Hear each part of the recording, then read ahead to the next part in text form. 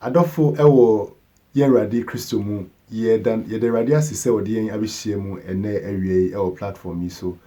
Faith Baptist ni na mi ogidi se ene so nyame ebenam na dom so ebema nasem aba na be nshira edi aman ene asema ebe twetwem komo no matu ni din se ye di nkunim ewo mra emu edin mu ye nanti nkunim din mu emra emu edin mu me see overcoming difficult situations. Me mpa woni se onyame nkonkron ebe nam na dom so na wama asem na ba oja so ni nam yeso na kasafo ni tiefo ina ye nshira ewo Yesu din mu amen na akinkan sem no me fair free ahemfo mu ma etoso mienu ni ti nan yi mu ba ko ekopem nsia no onyame asem ni o say Elisa ni oba kunafo no na edifo ma no ba ko yire tiemu ka kire Elisa say wakoa mikunu ewu na wara unim se na wakoa esuru Ewrade na okafo aba rebefa mema baanu akoye nkwa na Elisa bisa no se edien na menyema wo kyeremie edien na wo fie na obua se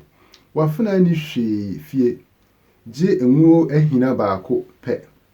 na Elisa ka se friedi kofemfem nhina wo wona wotete ben wo nyina nchen nhina hunu manu no so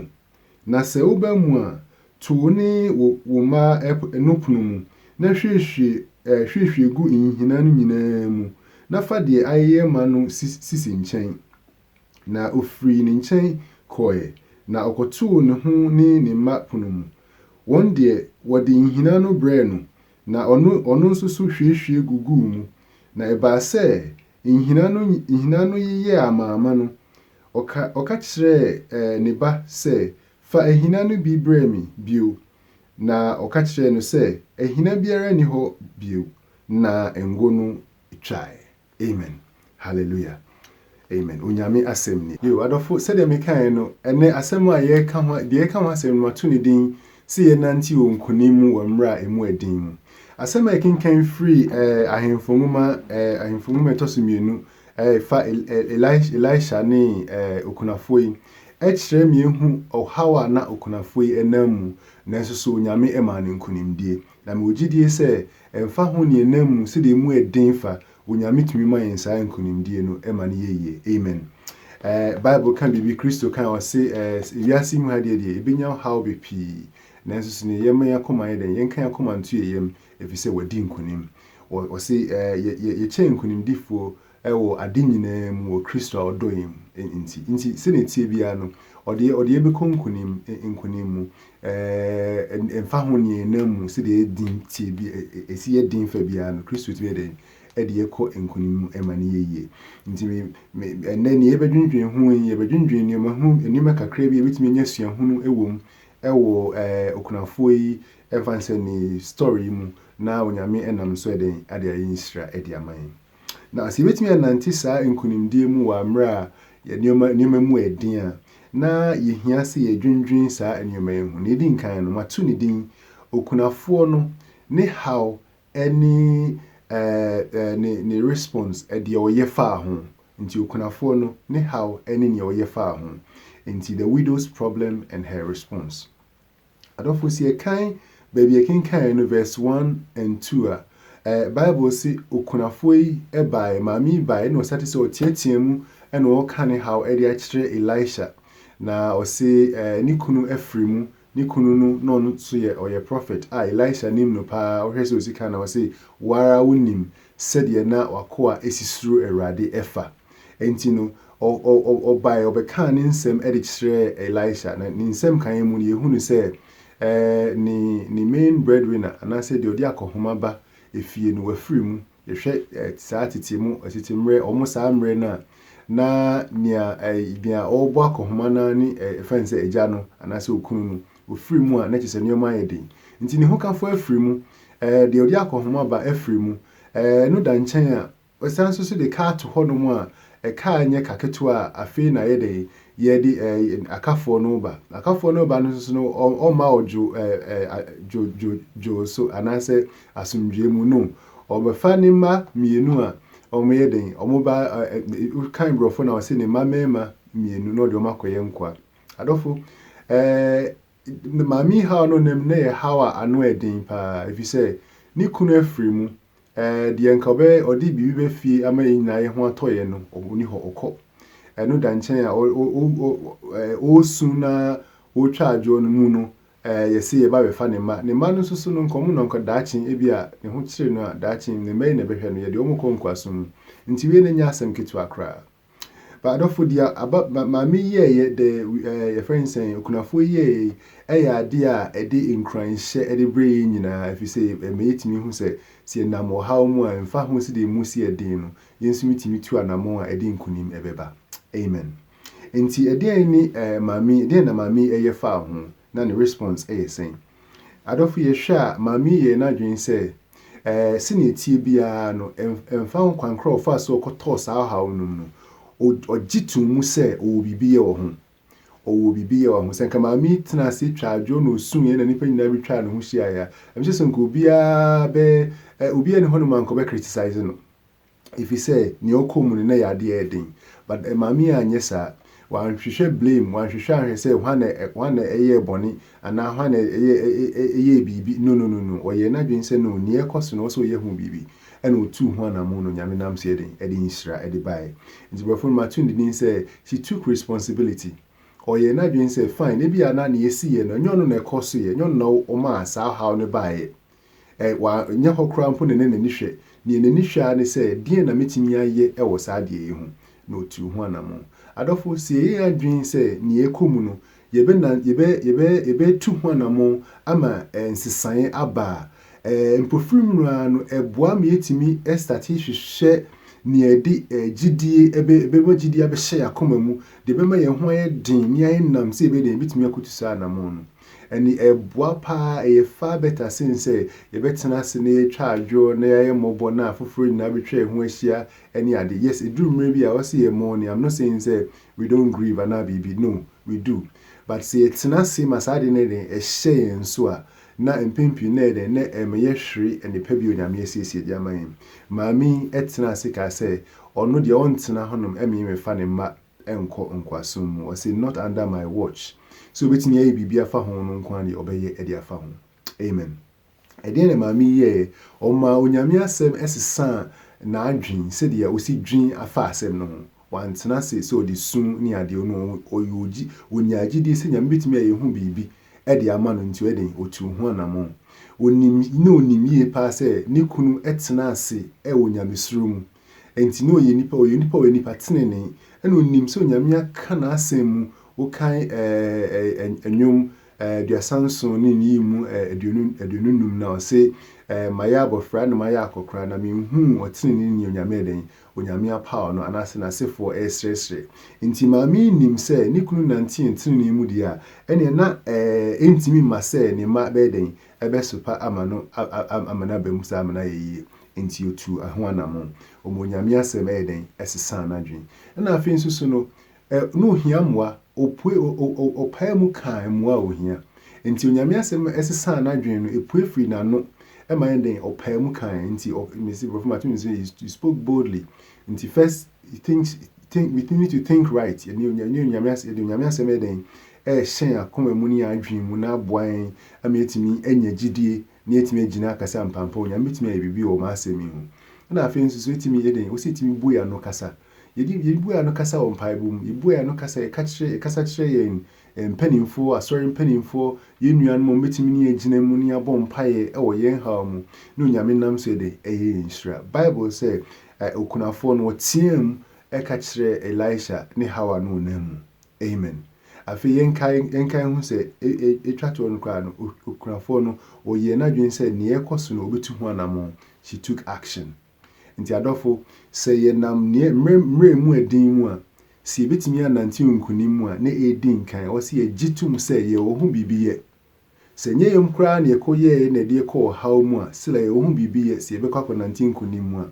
ɛno sɛ yɛ den yɛmu onyame asɛm asiesie yɛn adwen yɛn nante ogidie mu yɛpae mu aka yɛhia mmoa a yɛpae mu aka na onyame nam so yɛ den ɛde ayɛ nhyira de ama yɛn na afei yɛtu saa deɛ no ho anamɔ. Amen.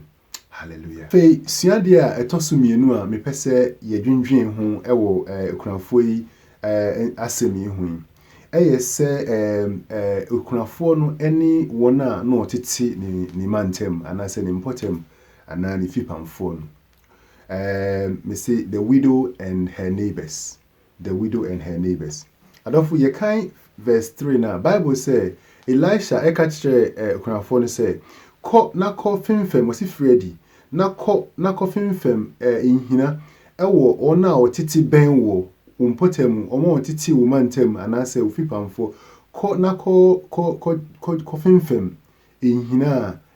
hunu efiri wɔn nkyɛn na onam saa yɛ so ɛde den miracle anaasɛ anwanwadeɛ no ɛde brɛ okunafoɔ yi.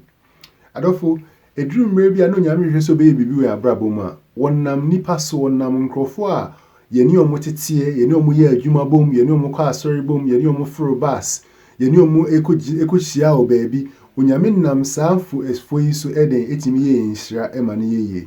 na yɛhwɛ efrɛn sɛ okunafoɔ yi a na ne ɔnam mu no na ano ɛden paa megye di sɛ na nkrɔfoɔ pii hɔ no ɔmo hu na ɔmo te na asɛm a na yɛ ɔmo awerɛho ɛne ade na nneɛma ɔnam mu yɛ den paa onyame di miracle ɛba no wanhwɛ baabi a sɛ nkrɔfoɔ no ɔmo tie. Adolfo, can you imagine say enke your friend say odifo Elisha say onko no nkogege enhinan na oni nkrofo oni omotie na omu nyina oni omu nkasa enke besi den na yeye.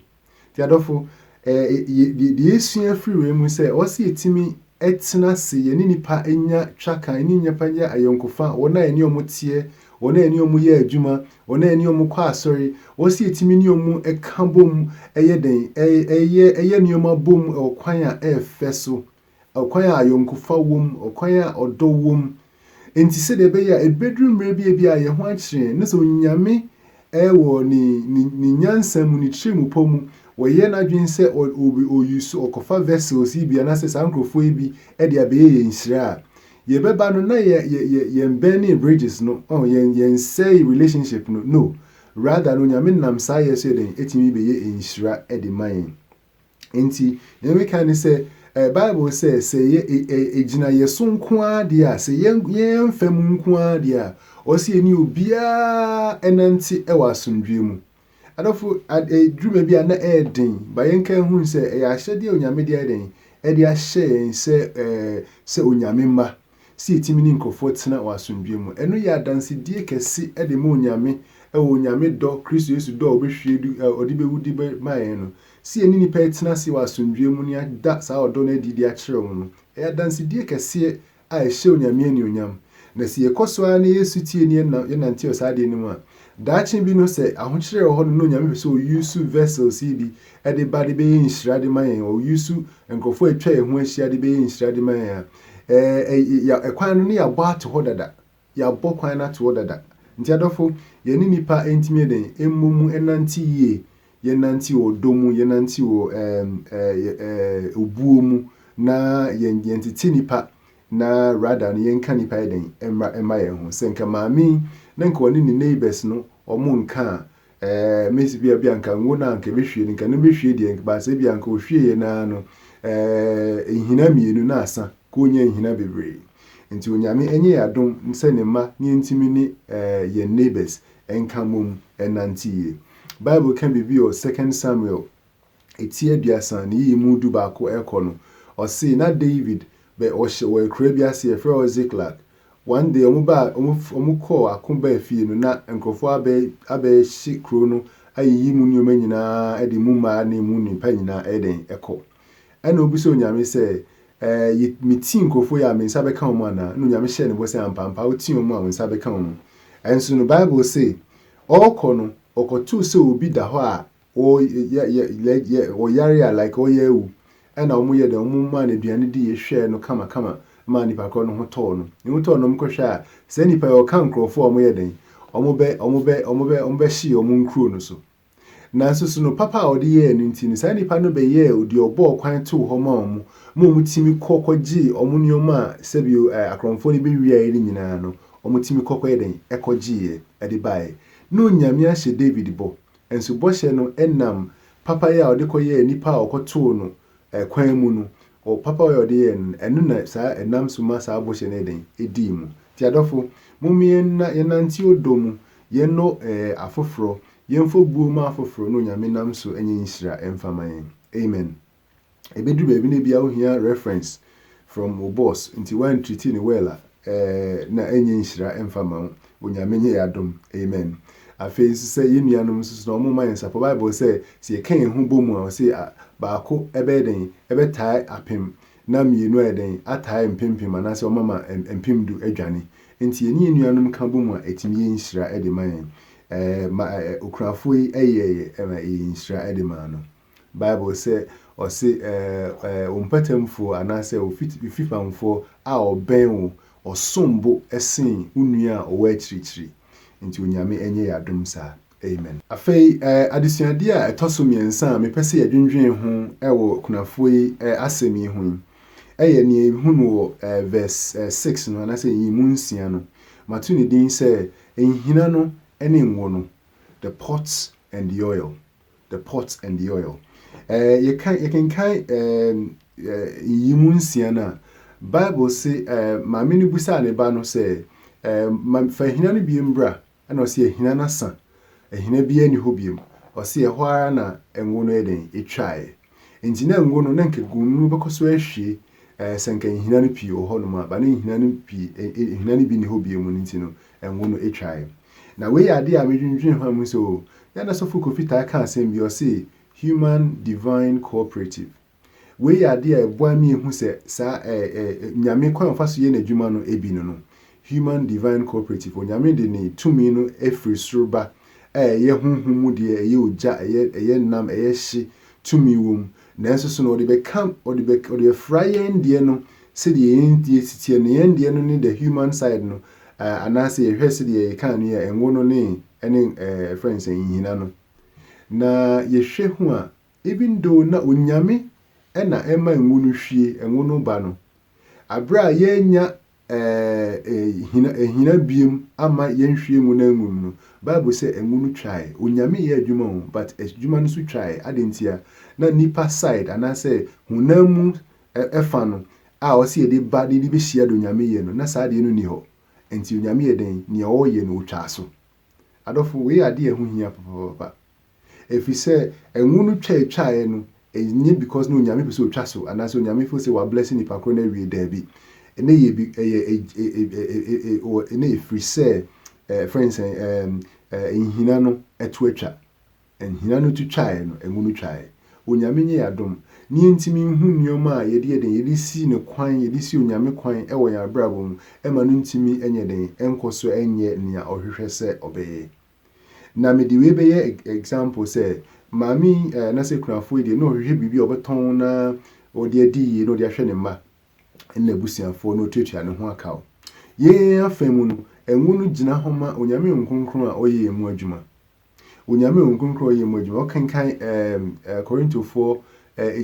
nwoma etosumienu ni ti 9 yimu enso na Bible say ne ye woni pay o se ni pay te se ne nkonkron aye say enipa treasure o enhwe nipa a eden ye hwiegu anase nipa enwopa ye hwiegu dotie enhina yimu nzie ni dotie enhina no eno nyame eden ye hwie ne nwopa aye ne nkonkron eden aguye mu anase o hwie ne nipa aye ne nkonkron eden aguye mu se de be ya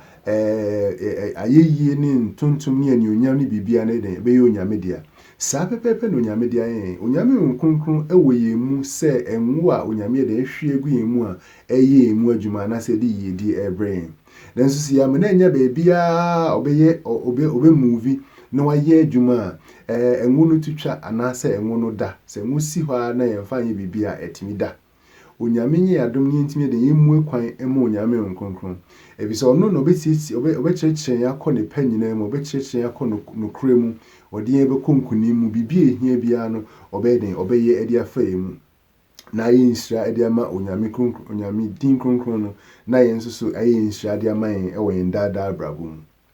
Hallelujah. Afei enwo no nso saa gyina hɔ ma efense adom bi a onyame de adom yɛn ɛfa sɛ ebi yɛ akyɛdeɛ ebi yɛ nneɛma bi a yɛnim anase enipa bi ɛwɔ yɛn mu a onyame betumi de anam so ɛde ayɛ nhyira ɛde ama yɛn yɛn giftings anase talents ni nyinaa ɛyɛ ade a egyina hɔ ma saa enwo yi etimi gyina hɔ ɛde ɛma saa ade no. Onyame timi nam ti saa enam saa nneɛma yi so ɛde bɛyɛ nhyira ɛde ma yɛn ani afoforo. Nso adɔfo osi timi meki yɛtimi nya kwan ebue kwan to hɔ nom sɛ saa nneɛma yi yɛbɛdi ho dwuma sɛ adesua bi a yɛsua no yie bibi a wɔsɛ yɛde yɛ adwuma a wɔsɛ yɛkɔ so ade yɛ adwuma sɛ de ɛbɛyɛ a ɛbɛkɔ so ayɛ nam na eduru mmerɛ bi ne ehia sɛ saa de no bɛyɛ nhyira de ma yɛn a onyame nam so ɛde ayɛ nhyira ɛde ama yɛn. Amen. Hallelujah. And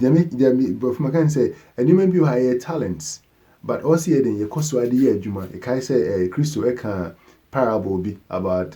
for a more talent. You won't find the anya jumano, ya Jeffrey in some sape pepe. Unyamini adum nintimin CC sad even ye juma, the enkoswa emanin nam, ninshra infamy. Intinie can say, ukunafono, na di ohia se ebeye muaye ede ama no woni haw mu no ne woni fie dada di no ohia ne se wo so bue kwan ete wonom na saade ne den esate ye adwuma na enwo no wo ho dada ni ohia ne se obenya nhina pii a eden onyame nam so no de ahwie no onya enwo no mo